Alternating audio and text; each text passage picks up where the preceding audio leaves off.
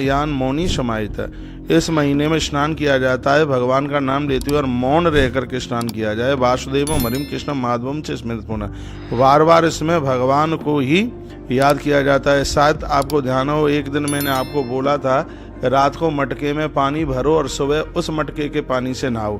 तो श्लोक नंबर 22 में लिखा है कि गृहेपि सजलम कुंभम वायु नाम निस्पीडम, वर्णन किया गया है।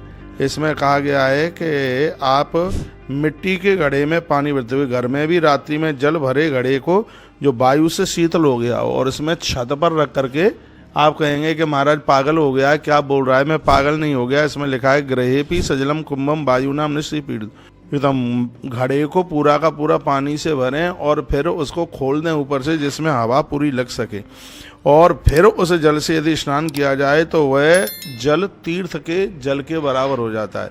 एक बार मैं फिर बोल रहा हूँ, तत्स्नानम तीर्थ सदृशनम सर्व काम फलप्रदम।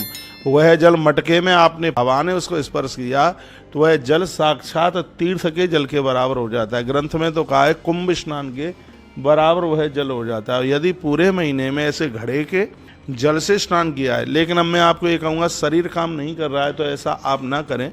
हम जैसे लोग इस काम को कर रहे हैं, तो आपका शरीर यदि काम नहीं करता है तो फिर आप बिल्कुल भी मत कीजिए। मैं तो उसका एक महात्म्य बता रहा हूँ कि मिट्टी के घड़े में पानी आपने भर दिया, रात को छत पर रख दिया, खुला हुआ घड़ा जिसमें वायु का स्पर्श हो रहा है। यदि सुबह उस जल से स्नान किया जाता है तो वह जल तीर्थ जल के बराबर होता है। और माघ मास में उस जल के स्नान की बहुत बड़ी महिमा बताई गई है। और हमारे संत तो कहते हैं कि कुंभ स्नान के बराबर वह स्नान हो जाता है। किसी भी पर्व में गर्म पानी से स्नान नहीं किया जाता, गर्म पानी से बिल्कुल भी नहीं नहाया जाता। मैं सगरी बातें प्रमाण के साथ आपको बोल रहा हूँ। तत्र भृतेन दातव्यम सान्नम चोपस्करान्वितम तस्मानश्च प्रभावेण नरो न निरयम ब्रजेत। और भी आगे की बात कही है, व्रती को चाहिए कि सामग्रियों के साथ जो दान करे अन्नदान को भी अपने आप से अन्नदान से जोड़े। बताया गया उस स्नान के प्रवाह से मनुष्य नरक में नहीं जाता। जो माघ स्नान करते हैं और फिर उसमें करते हैं दान पुण्य। 23 नंबर के श्लोक में लिखा है तत्सानस्य प्रभावेण नरो न निरयम ब्रजेत, उस व्यक्ति को नरक में जाना ही नहीं पड़ता। तत्र व्रतेन दातव्यम, जिसने दान दिया है और स्नान किया है तो तत् स्नानस्य प्रभावेण नरो न निरयम ब्रजेत, तो फिर व्यक्ति को नरक की यातना का भुगतान नहीं करना पड़ता। आप मेरी बहुत बातें मानते हैं, ये भी बात मान लीजिए ज़्यादा आपसे नहीं बन रहा है तो आप 5 दिन, लास्ट के 5 दिनों में स्नान कर लीजिएगा। आज से 5 दिन स्नान कर लीजिएगा, 3 दिन स्नान कर लीजिएगा। यदि संपूर्ण महीना आप स्नान कर रहे हैं तो फिर तो आनंद की ही बात है। और आपसे जो बने, आप रोज़ दान नहीं कर पा रहे हैं 30 वस्तुओं का, तो उसमें से 5 वस्तुओं का कर लें, 11 का कर लें, जो बने जितने का कर लें, क्योंकि इसमें वर्णन है। इसमें कहा गया तत्र व्रतेन दातव्यम सानम चपस्कारतम तसानास प्रभावेण नरो न निरयम ब्रजेत। इस माघ के महीने में जिसने दान और स्नान किया है उस व्यक्ति को बिल्कुल भी नरक नहीं जाना पड़ेगा।